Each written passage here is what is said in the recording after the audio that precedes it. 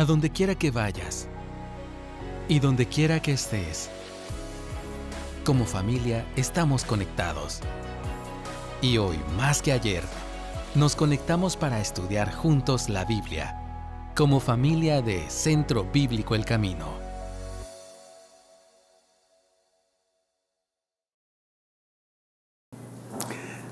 Esta semana es una de esas festividades extrañas en el año cristiano, y es que el día martes es el martes de carnaval, fue el martes de carnaval, caracterizado por las cosas que ustedes ya conocen, pero al día siguiente es el miércoles de ceniza en la religión cristiana tradicional de muchos de nuestros países latinoamericanos y de otras partes del mundo.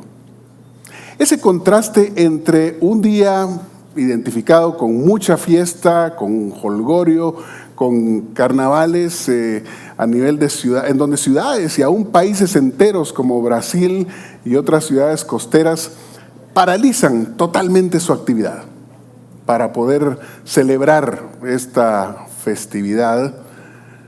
Y sabemos y hemos escuchado acerca de los excesos que alguna vez se dan en estas celebraciones. Pero al día siguiente es un día de arrepentimiento. Y hay un contraste entonces entre ese ambiente de fiesta que tiene que ver con los carnavales, con el ambiente de melancolía y tristeza del día siguiente. Es como que esa alegría se reemplaza por un luto y el inicio de una preparación para las celebraciones de la Semana Mayor. Pero pensándolo bien, a veces nuestra vida cristiana es un poquito a la inversa. En lugar de que aquella celebración que es sinónimo de pecado y de desenfreno y de muchas cosas que no convienen, para una actitud de arrepentimiento y de aparente piedad y santidad, nosotros los cristianos a veces creemos que la experiencia del cristiano pareciera la inversa, de que en la vida cristiana es triste, es sacrificada, y lo que el mundo nos ofrece pareciera algo muy atractivo, y entonces es ese sentir de sufrimiento que a veces podríamos experimentar al creer que un estilo de vida fiel al Señor se representa de esa forma, cuando debiese ser a la inversa. El ser cristianos debe ser motivo de fiesta, motivo de celebración, el darnos esa llenura, esa satisfacción plena y saber que nuestros pecados pasados son el motivo de tristeza y melancolía. Y eso es precisamente de lo que vamos a ver un poco el día de hoy, como parte de nuestro estudio de la carta a los Efesios que el apóstol Pablo escribió desde la prisión. Hemos estado estudiando allí en los primeros 3 capítulos verdades maravillosas, el evangelio de la gracia. Cómo es que el Señor, estando nosotros muertos en delitos y pecados, nos dio vida nueva. Y esa frase, vida nueva, una nueva vida, es algo que encontramos en ese primer capítulo de Efesios varias veces. En el capítulo 2, Pablo nos ha recordado de que este evangelio es no solo para los judíos, sino también para aquellos que no eran judíos, que no son parte del pueblo escogido del Señor, llamados los gentiles. Y cómo de esos dos pueblos no debe haber diferencia, sino que la iglesia es un lugar en el que todos son bienvenidos. Este es un evangelio para todos. Y todos podemos estar unidos en el Señor, en un mismo espíritu, y es justamente el nombre de esta serie. En el capítulo 3 ya Pablo viene y aclara de que este es un misterio que ha estado oculto, que hasta ahora hemos ignorado esta obra preciosa que Dios hizo a través de Jesucristo, y les anima a los efesios a decir: es importante que ustedes tengan el entendimiento, que su mente esté preparada para entender esto que les estoy compartiendo, que es difícil de entender, cómo a través de un sacrificio Dios puede hacer una obra tan grande. Y les invita a que ellos puedan conocer en todas sus dimensiones el amor de Cristo. El capítulo 3 termina con una hermosa doxología, y eso es lo que hemos estado viendo en domingos anteriores. Iniciamos el capítulo 4 y hay muchos que ven en el libro de Efesios como una partición acá. Como en los primeros 3 capítulos, de pronto Pablo ha estado compartiendo muchas de las cosas que son como teoría teológica, reflexión profunda acerca de estas verdades del Evangelio, y cómo a partir del capítulo 4 pareciera como que ahora ya nos va a hablar un poquito más la parte práctica. Y entonces eso es justamente lo que vamos a estar viendo a partir de este domingo en adelante. ¿Cómo es que este Evangelio, del cual es importante entender y saber y darnos cuenta de sus alcances, del amor que lo mueve, se aplica a nuestra vida diaria y cotidiana? De modo entonces que vamos a leer este pasaje de Efesios capítulo 4, versículos 17 hasta el final, versículo 32. Y al no poder hacerlo por completo en este momento, vamos a ir viendo algunos párrafos a la vez que nos ayude a entender lo que Pablo está diciendo en estos versículos. Iniciamos con los versículos 17 al 19, en donde Pablo está haciendo una descripción de lo que podemos considerar nuestra vida pasada. Ese martes de carnaval, esa parte de nuestra vida de la cual no estamos orgullosos. ¿Cómo éramos antes de estar en Cristo? Pablo lo describe hablando de aquellos que son la gente sin Dios, aquellos para quienes Dios está ausente. Dios no está presente en estas personas, y usa palabras y frases muy puntuales para describir cómo es no solo la conducta, sino el carácter de estas personas. Y al ver algunos de esos términos que yo estoy enfatizando acá, ustedes van a ver que va a hablar de lo que es la vida, nuestra forma de vivir. No vivan como la gente sin Dios, que vive de acuerdo a su mente vacía. Esta gente tiene el entendimiento entenebrecido por causa de la ignorancia que hay en ellos y por la dureza de su corazón. Viven ajenos de la vida que proviene de Dios. Nos va a hablar de nuestra vida, de la forma en la cual vivimos, no lo que creemos, no lo que sabemos, sino de cómo vivimos a la luz de eso que creemos y eso que está en nuestra mente. Cómo hacer para que podamos traducirlo en una vida diferente. Y continúa Pablo en los versículos siguientes diciendo: pero esto quiero decirles en el nombre del Señor, y en esto quiero insistir. Estoy leyendo acá de la versión Reina Valera contemporánea, que se parece mucho a nuestra amada Reina Valera 60, pero tiene unas palabras mucho más apropiadas para nuestro tiempo. Y la versión Reina Valera 60 dice: esto digo y requiero de vosotros. Pablo le quiere dar un énfasis fuerte a estos mandatos que está compartiendo con ellos. Y estas son las palabras con las cuales él describe entonces lo que caracteriza esa vida pasada. Esto que no debe ser ya una realidad para los cristianos. Miren las frases que he enfatizado acá: mente vacía, entendimiento entenebrecido, ignorancia, dureza de corazón, libertinaje, impureza.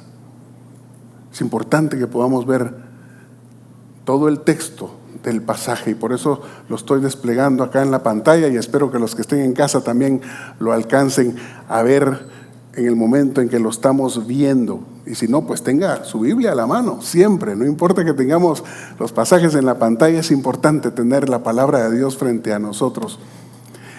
Estas son las cosas que son parte de esa vida pasada, de la que Pablo dice, esto es la forma en la que los otros viven. Ellos no tienen Dios, no conocen nada de esto que les he hablado.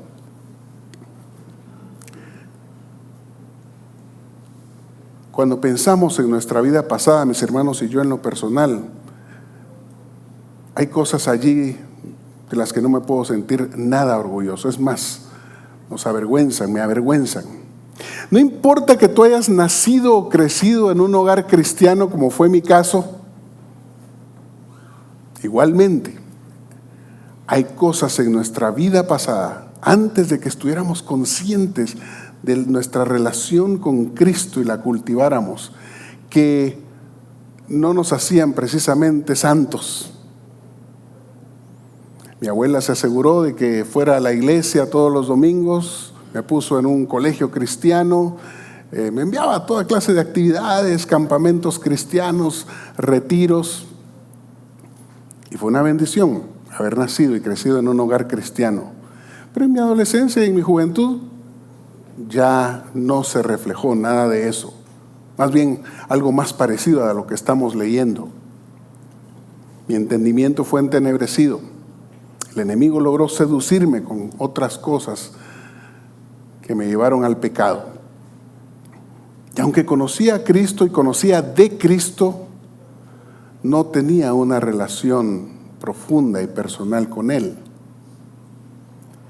Y hay ocasiones en que aún nosotros, como a pesar de tener largos años tal vez de conocer al Señor o de conocer acerca del Señor, acerca de su palabra, la verdad es que nuestra vida no refleja eso que sabemos, conocemos y creemos.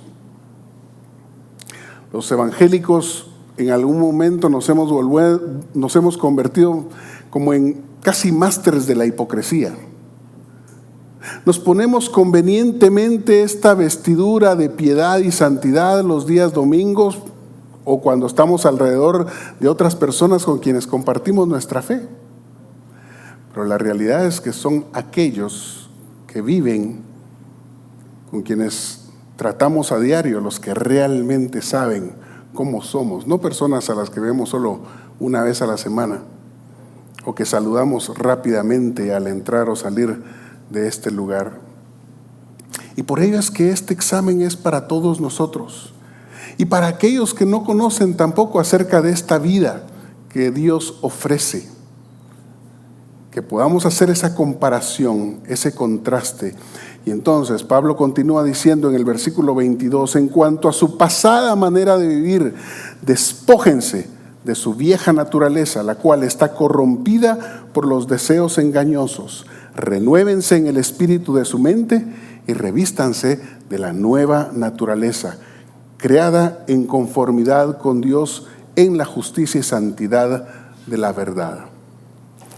Ahora pasamos a ver ese proceso. ¿Cómo nos movemos de esa vida pasada a algo diferente, a una vida diferente? Destaco los 3 pasos que Pablo nos muestra acá. Despójense, renuévense, revístanse. Es una ilustración de nuestra vida cotidiana. Más para nosotros que para los antiguos, por supuesto, porque en aquel entonces, yo no sé cada cuánto se cambiaba Pablo la túnica, que se le ensuciaba probablemente con mucha frecuencia, motivo de sus viajes, o Jesús andando por caminos polvorientos, en donde no tenían la conveniencia que tenemos nosotros ahora de nuestros cuartos de baño, con una ducha y con toda esa forma de practicar nuestra higiene personal. ¿Cuántas mudas de ropa creen ustedes que tenía Jesús o sus discípulos o esos personajes de la antigüedad? No creo que su guardarropa era muy parecido a lo que algunos de nosotros tenemos en nuestros closets, en donde nos damos el lujo de cambiarnos ropa a diario. Pero pareciera como que Pablo se estaba anticipando a nuestro tiempo al hacer esta ilustración de decir, hay un proceso a través del cual tú te quitas la ropa sucia, te das una buena ducha, te lavas bien el pelo, el shampoo y todo, y ya fragante y limpio, te pones ropa limpia. Esa es la comparación, la ilustración que él va a usar acá. Esa vida pasada de la cual Pablo está hablando y la vida nueva de la cual nos quiere hacer la comparación, ha sido entendida de diferentes maneras a lo largo del tiempo. En el siglo pasado, cuando yo nací, crecí en mi fe cristiana, el ser evangélico, les estoy hablando de los años 60, 70, aún un poquito de los 80, y los que se remontan a esa era pueden confirmar lo que estoy diciendo. El ser evangélico, el ser cristiano era sinónimo de ¿qué? Sinónimo de no fumo, no ingiero bebidas alcohólicas, ¿qué más? No parrandeo, no bailo, no voy al cine, no digo malas palabras, ¿qué más? No, en lugar de ir al partido de fútbol del domingo, pues voy a la iglesia todos los domingos. Esas eran las cosas, esas son aún en muchas iglesias las cosas que caracterizan a los cristianos. Las cosas que ya no hacemos, no tanto lo que hacemos, sino lo que no hacemos o lo que hacíamos antes. Está bien. De alguna forma se interpretaba de que cuando uno hacía una decisión por Cristo, pues tenía que haber un cambio de vida. Pero se identificaba más con todo lo que ya no hacemos, que hacíamos antes, que lo que debemos hacer. Y el proceso incluye ambas cosas. No solamente lo que dejamos de hacer, aquello por lo que cuando nos ofrecen una copa de vino, una cerveza o ir a un lugar que no conviene, decir no, yo soy evangélico. Y entonces quiero que veamos el significado de estas palabras y qué es lo que Pablo está queriendo decir. Cuando dice despójense de su vieja naturaleza, él está diciendo literalmente arranquen de su vida.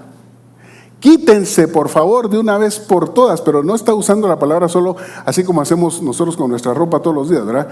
Nos quitamos la ropa con todo cuidado, la ponemos en el bote de ropa sucia o en el caso de algunas prendas, pues simplemente nos la quitamos, la colgamos otra vez en el closet para podernosla poner nuevamente en algún momento. Está hablando literalmente de despojarse. Es hacer esto. Ya no aguanto esto. ¿Y saben qué? Lo tiro lejos de donde estoy. Muy oportuna mi ilustración porque está haciendo un poco de calor.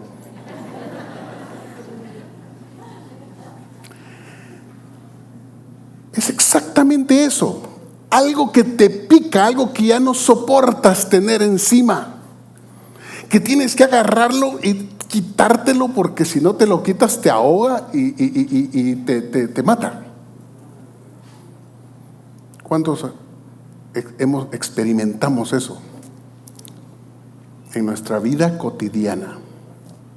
Una cosa con la que tú has vivido y la cual ya no tiene lugar en tu vida y tu relación con Cristo, y que es importante despojarse de ella.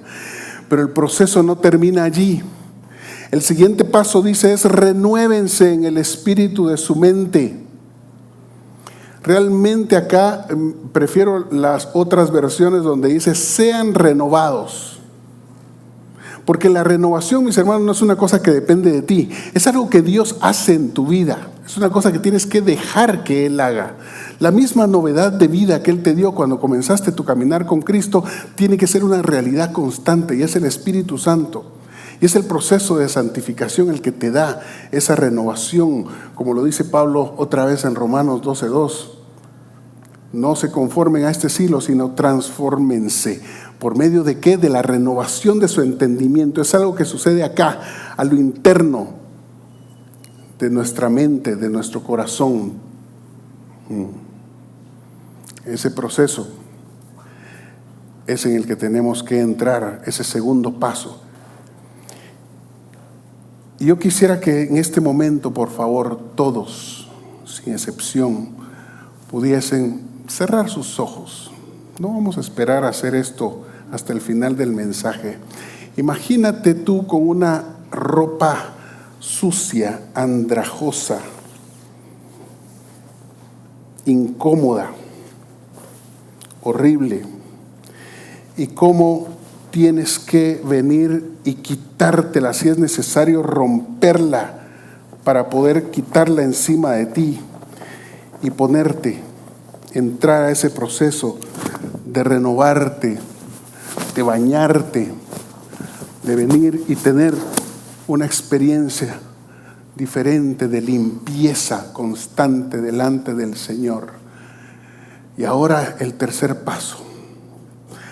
Imagínate revestiéndote, ser revestidos de una nueva naturaleza.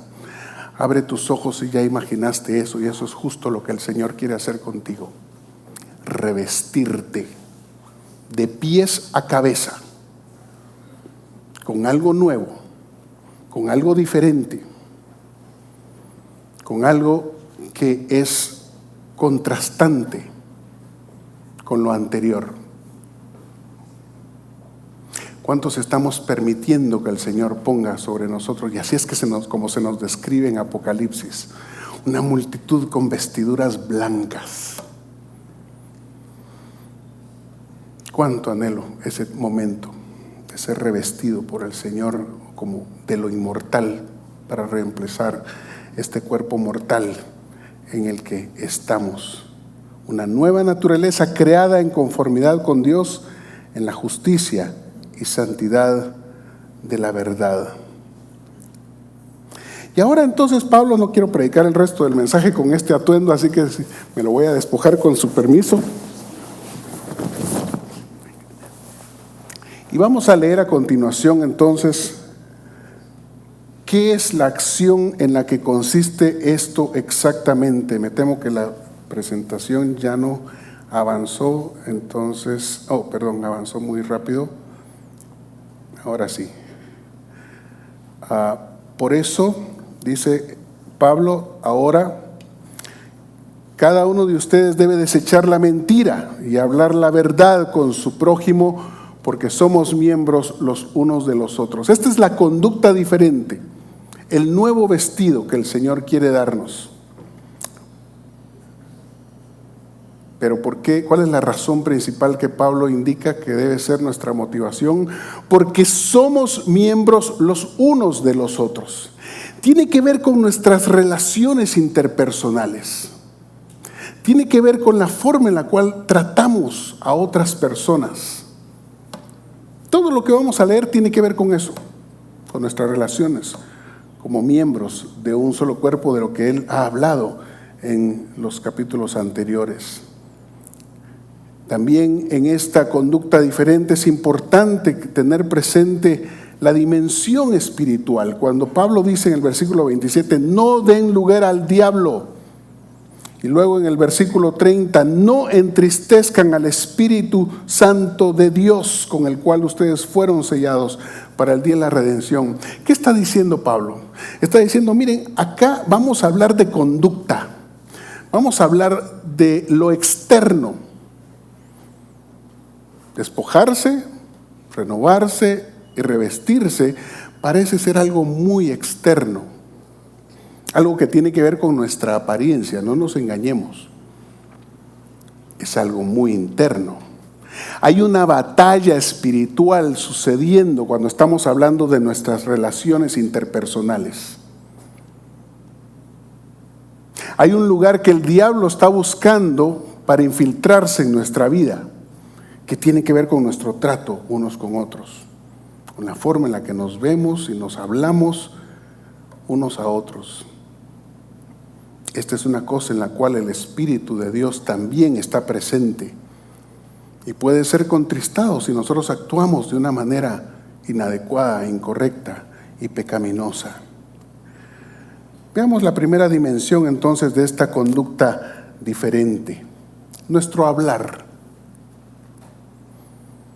Pablo dice en los versículos 25 y 29, estoy organizando el pasaje de una manera diferente para poder recordar mejor estas cosas que Pablo dice. El versículo 25 nos habla de cómo debemos desechar la mentira y hablar verdad con el prójimo. Y no quiero enfatizar o explicar estas cosas. Yo creo que la palabra de Dios está diseñada para que nosotros la leamos, el Espíritu Santo ilumine y podamos entenderla sin mayor explicación. Hay cosas que no necesitan tanta explicación, como esto. Tenemos que hablar verdad unos con otros. La mentira simplemente lleva a confusión y no hay comunicación posible que esté basada en una mentira o un engaño. Pero también se refiere a no pronunciar ninguna palabra obscena, sino solo aquella que contribuyan a la necesaria edificación y que sea de bendición para los oyentes.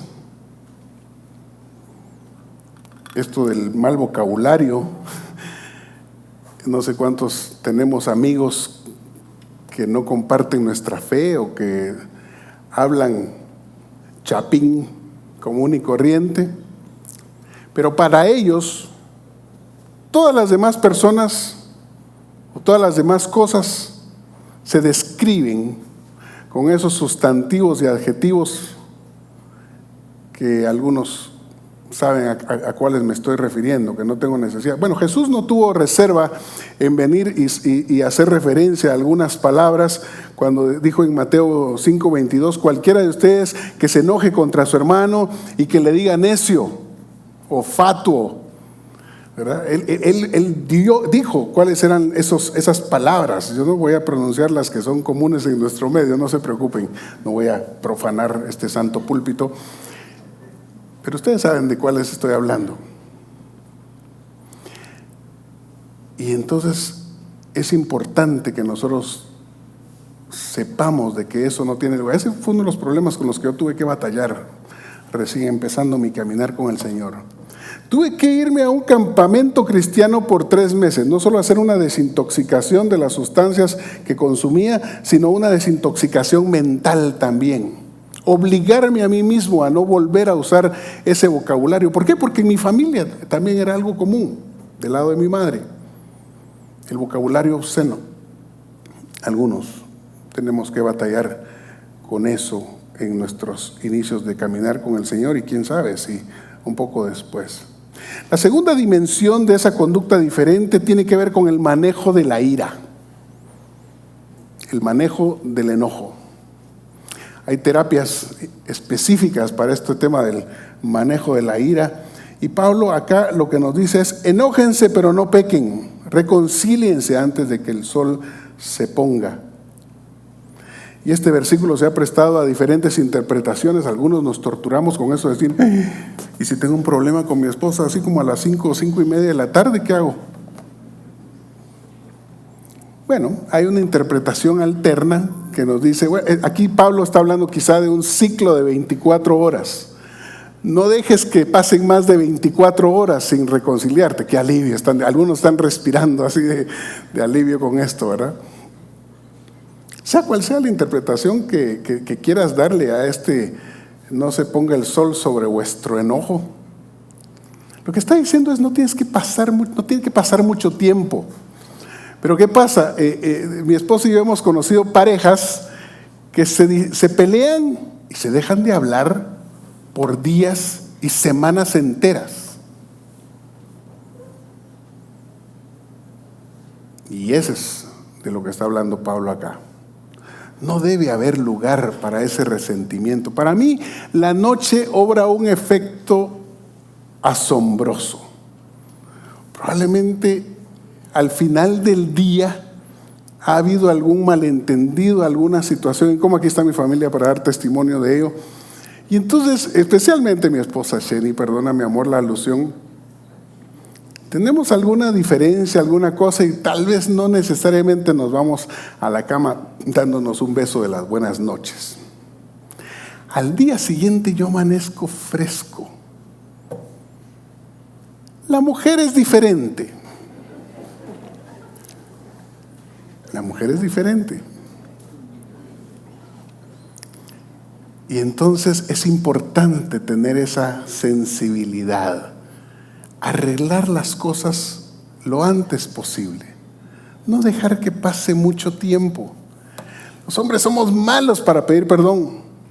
Mira, no sé qué hice, no sé qué dije que te ofendió, pero discúlpame, ¿oíste? Eso no sirve, eso no ayuda.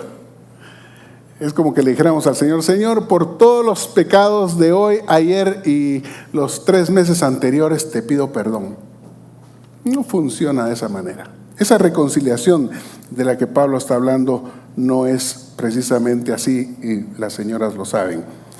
Él sigue describiendo el proceso a través del cual este enojo se da en el versículo 31. Desechen todo lo que sea amargura, enojo, ira, gritería, calumnias y todo tipo de maldad.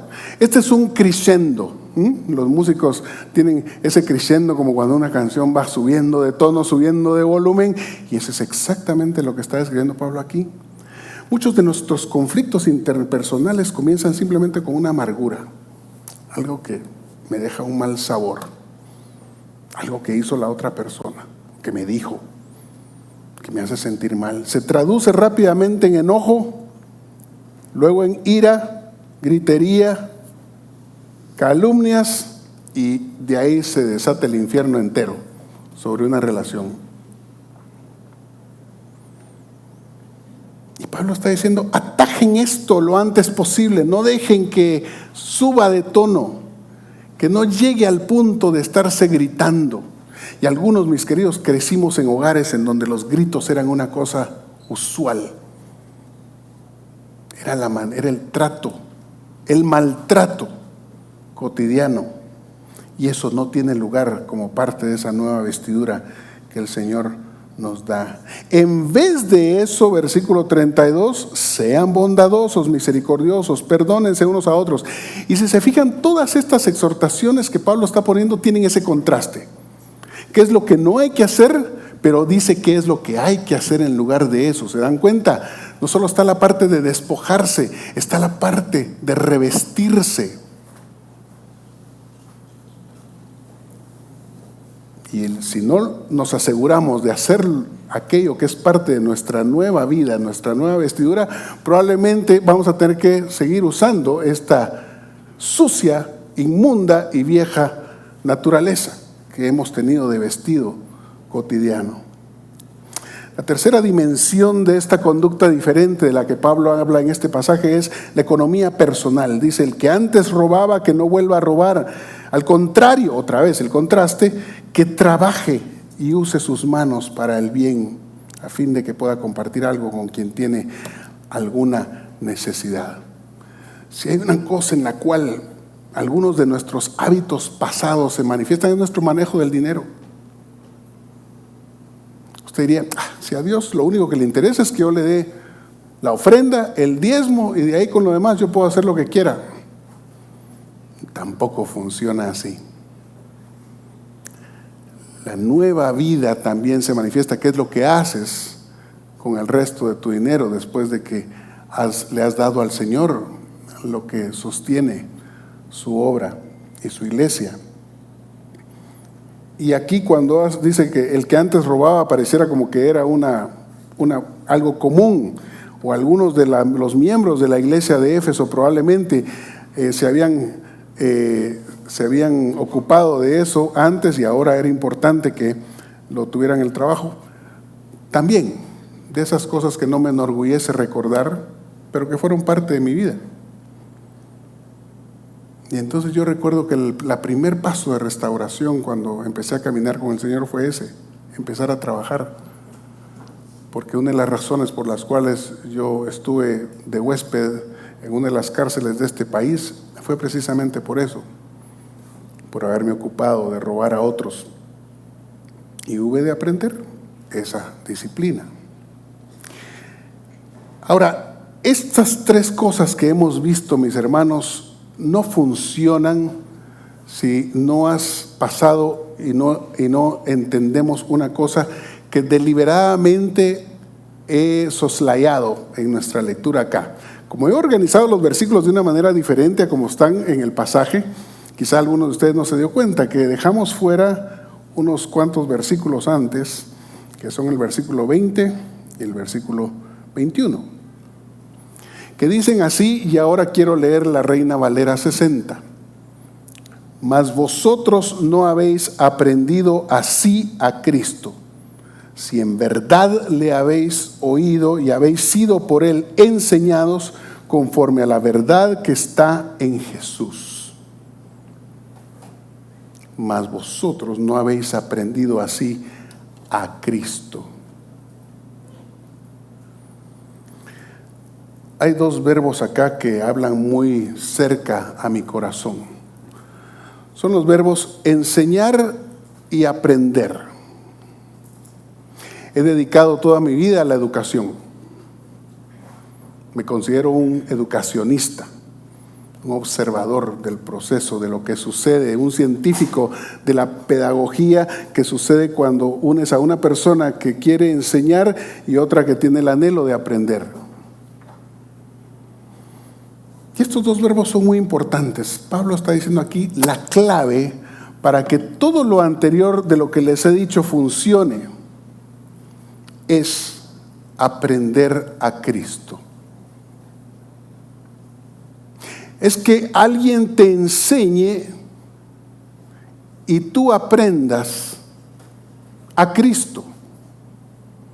Ahora, reflexionen por un momento acerca de esa frase que es en la que me quiero enfocar. Hay un énfasis en el aprendizaje acá, no tanto en la enseñanza. Nuestra experiencia en los centros educativos es que hay mucha enseñanza, pero poco aprendizaje. Los maestros se esfuerzan, enseñan, buscan métodos, materiales, cosas novedosas, tecnología, y los estudiantes no están aprendiendo mucho. Al final de cuentas, el éxito de toda empresa educativa no se mide por todo lo que se hace en el lado de la enseñanza, sino cuánto se está aprendiendo. Piense por un momento, ¿por qué Pablo usa acá la frase aprender a Cristo y no como lo hacen algunas otras versiones que dicen aprender de Cristo o aprender acerca de Cristo? Es importante ver el idioma original acá, porque allí es en donde nos damos cuenta que la traducción que hace la Reina Valera de esta frase es la correcta, es la apropiada, es la más cercana. ¿Cuál es la diferencia entre aprender de Cristo y aprender a Cristo? Aquí es donde el maestro en mí le gustaría interactuar con ustedes. Que algunos de ustedes me respondieran a esa pregunta, como lo hacemos todos los miércoles en la noche en el estudio bíblico transformacional, propaganda aparte. Pero una cosa es aprender de o acerca de algo o alguien, y otra cosa es aprender a. ¿Qué otras frases usualmente usamos asociadas a esto de aprender a? Aprender a cocinar, aprender a andar en bicicleta, aprender a tocar un instrumento. Piensen en estas diferentes actividades que he mencionado. ¿Cuándo fue la última vez que te subiste a una bicicleta? Hace ya bastante, ¿no?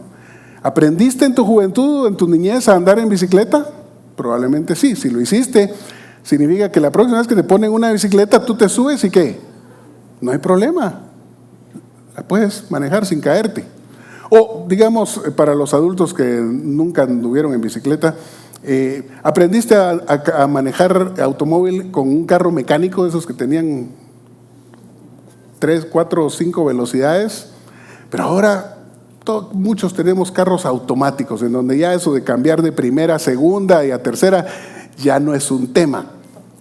Pero ¿qué pasa? Te subes a un automóvil que tiene transmisión manual y no tienes ningún problema en salir de primera, que como nos costó aprender eso, ¿no? En la escuela de automovilismo. Aprender a sacar poquito a poco el clutch y meter el acelerador. No hay problema. Cambias de velocidad, lo haces de una manera casi automática, porque lo aprendiste a hacer, aprendiste a manejar. Y lo mismo se puede decir de un instrumento, de cocinar o lo que sea. Esa es la forma en la que tenemos que aprender a Cristo, mis hermanos. Dese cuenta, Cristo no es un asunto acerca del cual, no es un personaje del pasado acerca del cual aprendemos o estudiamos o nos enseñan en un estudio bíblico o en una prédica. Cristo es la asignatura principal, es aquello que tenemos que aprender, es aquel que tenemos que aprender, no acerca del cual tenemos que aprender.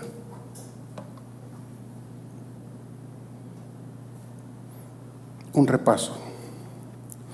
Dijimos que hay una vida pasada de la cual tenemos que despojarnos, caracterizada por ciertas cosas. Y Pablo lista algunas cosas acá que eran ciertas en aquel entonces. No expliqué ninguna de ellas, porque tú y yo tenemos las nuestras propias, que son las que tenemos que poner en esa lista. Hay un proceso a través del cual nos deshacemos, nos despojamos de esa vida pasada, que tiene que ser constante en nuestra vida. Despojarse, ser renovados, revestirse. Y luego vimos que hay una vida nueva que el Señor nos da, que el Señor quiere que vivamos. Algo que se evidencia por una conducta externa, pero que tiene que nacer de lo interno, una transformación interna del corazón que se manifiesta, y Pablo solo nos da pocos ejemplos acá. Nuestro hablar, el manejo de la ira, la economía personal, pero hay un etcétera ahí que es larguísimo. Aprender a Cristo, mis hermanos, es la clave para lograr que este proceso se cumpla. La clave de que tú puedes vivir esta vida de santidad, de piedad, no es tu propio esfuerzo, no es tu sacrificio. Es simplemente aprender a Cristo. Dejar que Cristo llegue a ser parte de tu ADN. Y así como aprendes cosas que nunca más se te olvidan, Cristo también llegue a ser esa parte de ti, parte de tu tejido interno, inseparable. No es un vestido, Cristo no es un vestido que convenientemente te pones y te quitas, independientemente del día de la semana. Es algo que está en ti, es alguien que vive en ti constantemente y se manifiesta, se nota. La asignatura de Cristo tiene lecciones muy interesantes. Usted diría, bueno, ¿en qué consiste eso de estudiar a Cristo, de aprender a Cristo? Consiste en lecciones tales como el fruto del Espíritu.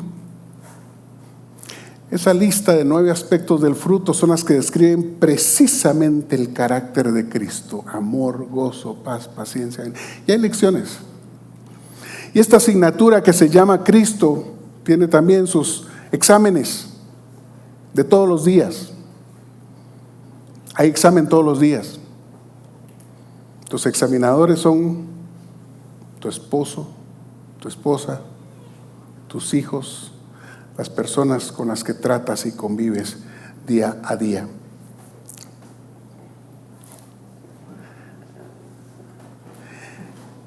Este fin de semana pasado tuve la oportunidad de ir al altiplano guatemalteco de nuestro país, y tuve la oportunidad de conocer a un joven de nombre Joel.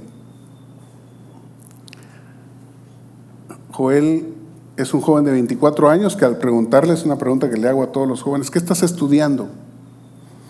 Me responde: estoy en mi último año de bachillerato. Ok, quinto bachillerato, 24 años. Algo pasó allí que no entendía. Y él me dijo, lo que sucede es que la primaria la estudié en una escuela pública, pero a la hora de querer seguir estudiando los básicos, solo podía hacerlo en un colegio privado. Entonces, ¿qué hice? Empecé a trabajar un año, ahorraba y el siguiente año estudiaba. Y así fui sacando mi primero básico, segundo básico, tercero básico, cuarto bachillerato. Ahorita estoy con el dilema de si debo seguir estudiando y terminar mi año. El director del colegio en el que estoy, en el cual pago 450 quetzales al mes, me está animando a que termine mi bachillerato, a que termine la secundaria. Pero no estoy seguro. Esto fue la semana pasada. Él me dijo, tienes oportunidad hasta final de mes para decidirte. Te espero hasta el 28 de febrero, pero no te voy a poder esperar más, porque las clases comienzan. Y Joel decía, no sé qué hacer. No sé si debo seguir trabajando, lo que poco que ahorré del año pasado que me tocó trabajar, no sé si me va a alcanzar para terminar el año y graduarme. Entonces, esta experiencia de Joel me viene a la mente a la hora de pensar, hermanos, en que para nosotros también sigue abierta la inscripción para estudiar y aprender a Cristo este año. La inscripción está abierta. Quisiera pensar que solo hasta el 28 de febrero, pero entre antes mejor, que puedas decidirte a aprender a Cristo, a dejar que Cristo sea tu todo. ¿Dónde están el resto de mis músicos aquí? ¿Ya? ¿Sí? Y yo quisiera que al entonar el siguiente cántico, en donde puedes pensar en lo que Cristo es, lo que Cristo significa para ti, la manera en la cual Él quiere que tú lo aprendas, y que Él se convierta entonces en que esta nueva vida, esta nueva naturaleza que Él te ha dado no se convierta en algo por lo que me tengo que esforzar o algo que me cuesta hacer y me cuesta cumplir y me cuesta dejar lo que hacía antes. No. Ya, se vuelve tu estilo de vida, y es justamente lo que podemos recordar al terminar este mensaje el día de hoy. Gracias, Señor. A donde quiera que vayas y donde quiera que estés, mantente conectado con Dios. Y también conéctate con nosotros a través de nuestras redes sociales. Hasta pronto.